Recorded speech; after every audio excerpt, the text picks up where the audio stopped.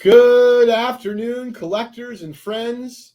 Welcome back to Trading Card Therapy, episode number 58. I'm your host, the Doctor. Thanks for joining us. Today, we are going to cover 3 different topics, and we're going to get right down to business. So in this case, I am going to utilize my phone so we can show my Instagram post. But today's first topic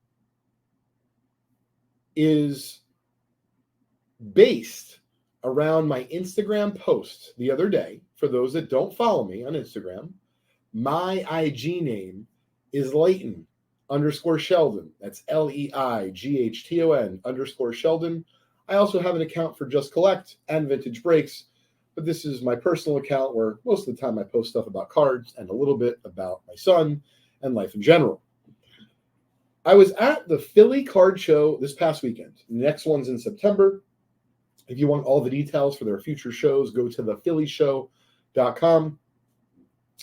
And I was at a friend of mine's booth, actually spent some money with him, and looking around, seeing if I could buy anything else, come across literally side by side 2 1952 Topps Mickey Mantles. One of them graded a PSA 2. The other was graded a PSA 4. The PSA 2, well-centered, price, $75,000. 52 Topps PSA 4 on the right, a little bit off-centered. Let you decide about the image, how it looks to you. That one is priced at $105,000. So for the money, which would you prefer? I'm going to show you. The one on the left, the PSA 2, or the one on the right, the PSA 4. Now the PSA 2 is clearly well-centered. The PSA 4 is clearly a little bit off-centered. And the PSA 4 has superior surface and eye appeal other than the centering, including the corners. And the one thing, really the only thing, that the PSA 2 has going for it is the centering. So I'm going to read to you directly from my IG post. It is one of the most commented on posts I've ever made. That's why I decided to lead off today with this topic. I saw these 2 mantles at the Philly show, side by side in the same booth. As I mentioned, one is graded higher by 2 grades than the other. But the owner and I both remarked of these 2 cards, I agreed we'd rather have the PSA 2 that was centered and have $30,000 more in our pockets.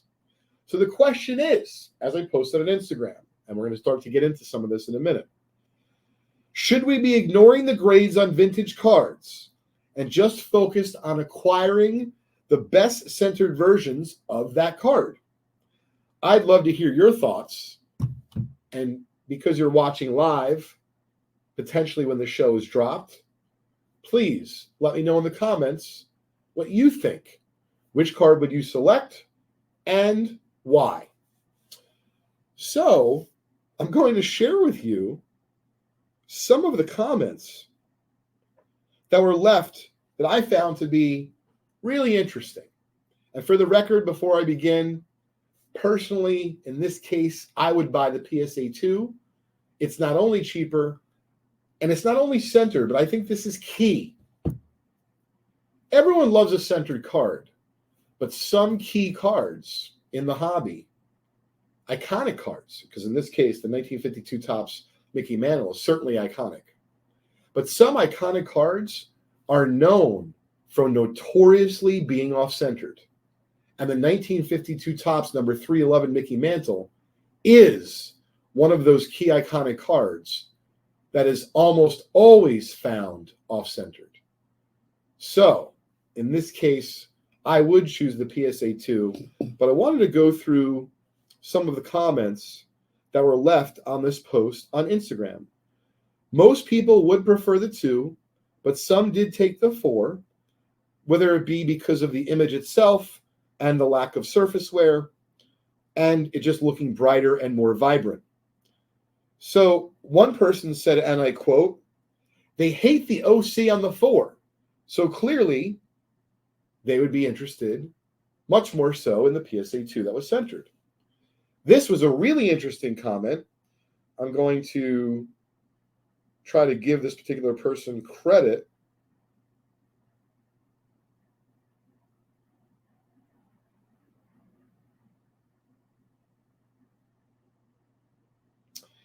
This person said, "Centered copies could go for 10 times comps, and I would still only buy the centered ones." And that quote belongs to, let me just make sure I get it.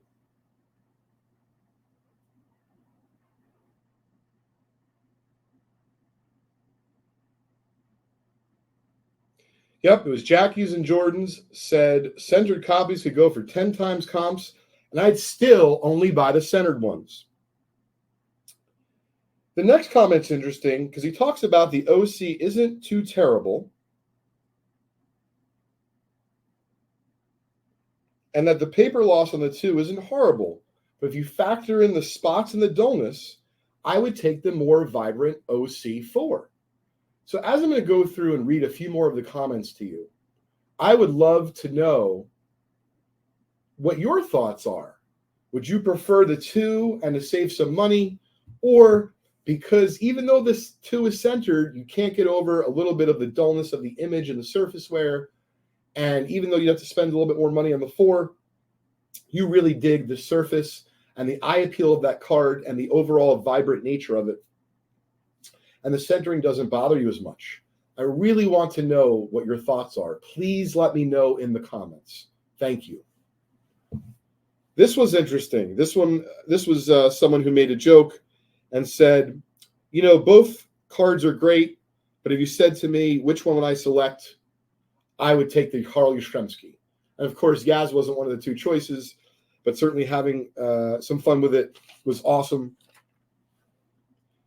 I love a centered card too, but I'd much rather have the one with no surface wear. So even though a few folks thought that everyone was going to say that they would much rather have a 2, there were a number of people that said they would prefer the 4. Jackie's and Jordan's also says he thinks nearly everyone would rather have the 2. There's a long-standing history in this hobby of not caring about the grade and vintage. It's becoming more and more apparent in recent years to focus on eye appeal. I regularly see lower-graded copies of centered key vintage cards outselling higher-grade copies side by side in the same auction. He then says nearly everyone's an exaggeration, but I suspect the majority would prefer a 2. I then asked and said, I agree and think that will continue to happen. But at what point do you think the higher grade card for sale, but yet off-centered, becomes a good buy? So I thought his answer was very interesting. He thinks that the answer lies on a spectrum defined by each collector. But for him personally, there would never be a point at which I would be interested in them. And as I mentioned just a minute ago, he says, and I quote, centered copies could go for 10x, 10 times comps. I'd still only buy the centered ones. I appreciate his enthusiasm and his passion. I'd have to say if examples went for 10 times, that's what I'm talking about. There's a point in which I would start to go for, excuse me, slightly higher grade examples. Maybe they're a little bit off-centered, but if they're, you know, a grade of 5, 6, or 7, and you're talking about having a centered 2, there is a point in which I might consider that higher grade, albeit a little bit off-centered, to still be more fair of a deal than the lower grade centered version. But I'd love to know what you think. Drop your comments and let me know in the chat. So, as I mentioned, we really got an incredible amount of feedback on this. And if you want, you of course can go and follow me on IG, but I'd really love to know your thoughts here. I'm going to close out this first point by simply saying, at least at first glance, without thinking about it too much and it being $30,000 cheaper, I would absolutely have bought the well-centered 1952 Topps PSA 2 example of that card instead of the off-centered PSA 4 example. But I want to reiterate, I think it's super important to consider which card it is, because if it's notoriously tough to find centered, like the 1952 Topps Mickey Mantle is, I would vote for the well-centered version, in this case, the PSA 2. All right. As I promised, I was going to talk about a little bit more PSA and really Collector's Universe acquisition of SGC. A lot of thoughts out there, a lot of videos, so I'm going to get right to it. I talked a little bit about it when it happened. I've had some time to think about it. This might be something you agree with, and you might be vehemently in disagreement because you love SGC and you don't want to see it go anywhere. So, after considering this further, I believe in as little as 2 years, maybe less, the SGC brand may no longer exist. And the reason why I think that's possible is because one of the things I know about grading and the industry is that grading talent, i.e. folks who can grade cards, is not that easy to find. So SGZ presumably has hopefully dozens of graders. Even if they chop that in half, it still would be a nice boost to the PSA grading staff. I believe that's something that PSA really covets. I also thought about, it is wonderful that the SGC brand is an alternative to folks who may not want to submit to PSA. But the stark difference really is the holder, because presumably PSA is going to try to adapt the best of that they can from the SGC business model. And if SGC stays around, PSA, of course, would try to apply some of its best in business grading practices and business practices, with SGC. The problem that I see is that SGC definitely needs a revamped pop report and a revamped registry. And I feel as though for the kind of money you might be talking, wouldn't it be more worthwhile for PSA to take the grading talent they need, weave it into their ecosystem of grading, marketing, etc., whoever they decide to take with them, trim the fat, so to speak, so whoever is redundant position or positions, they'll be able to save some money there, and really focus on producing the best grading company possible versus dividing it into two. I'm sure that there's many of you who disagree. I would love to know why you disagree. Why do you think that these two brands will stay separate? Because after the facts have started to reveal themselves, and even though PSA is saying one thing, we all know that companies can turn on a dime. There's just not enough that I see that PSA would want to keep this separate brand. But of course, only time will tell. So this video will either age well or it won't. But most importantly, I wanted to engage in an interesting discussion, because if you don't agree, I'd love to know why. Please let me know in the chat.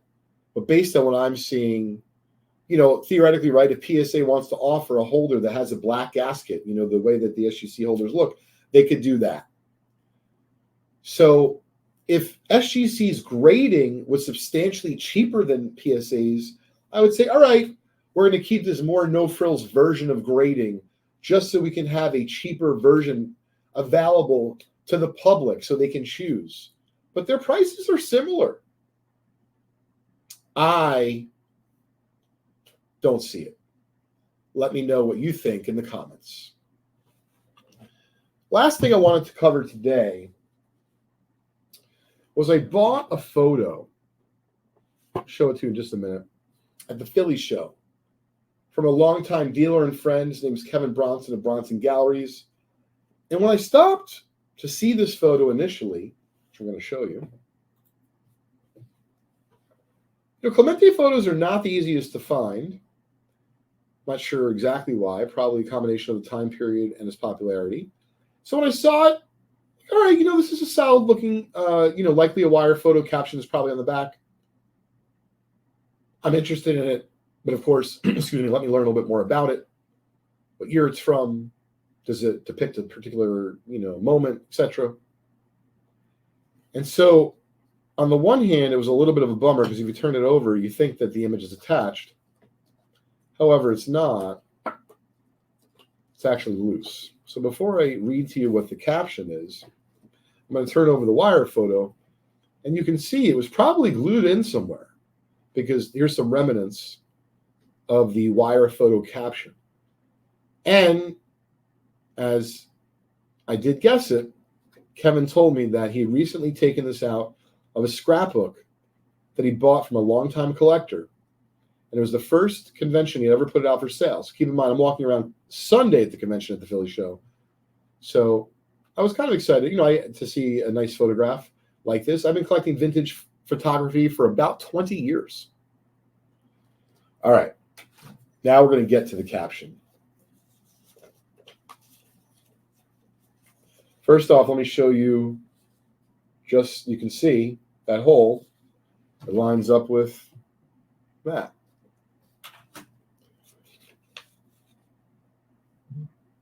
I'm going to read it to you first and then comment afterwards. This photo is from January 1st, 1973. It's an Associated Press photo from New York.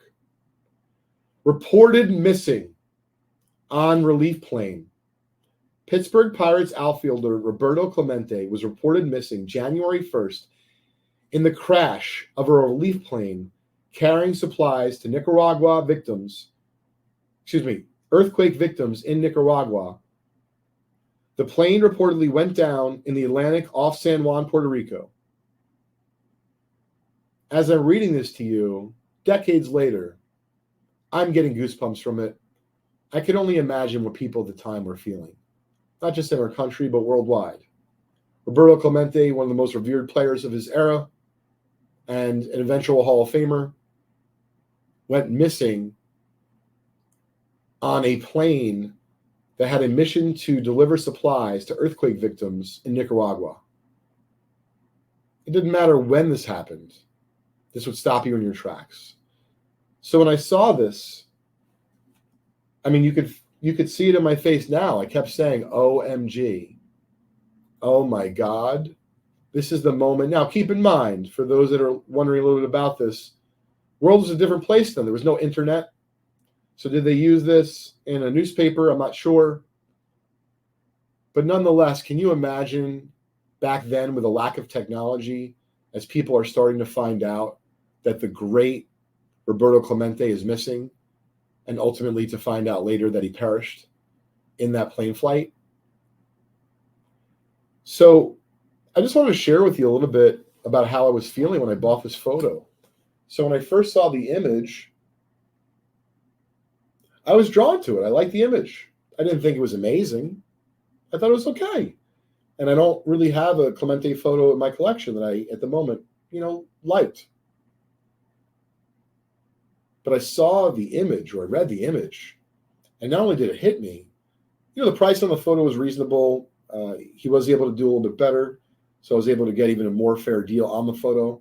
And I decided to purchase it. But as I posted on Instagram, it was the post after the Mantle post, I mentioned that this one in particular feels a little bit different, meaning I don't know if I'm going to keep the photo. For whatever it's worth, I've only sold 2 photos in my entire life. Both of them iconic. Story for a different day. They both helped me at different points in my life. This one, I'm not sure about. It depicts certainly something that was substantial, both then and now, about a game I love, about a hobby I love, meaning baseball, cards. But as I mentioned on Instagram, and I wanted to hear your thoughts, I might sit with it for a little while, not just the photo, but the feelings, and then ultimately donate it. And so someone had mentioned on Instagram that Clemente has a museum in Pittsburgh. I'm curious what you feel, what you think. Would you keep a photo like this? Would you try to flip it and make money? Would you donate it? Would you do something different? Please let me know in the comments. And with that, we are going to wrap up our 58th episode of Trading Card Therapy. I sincerely appreciate each and every one of you taking a chance and giving us a listen. Thanks for watching.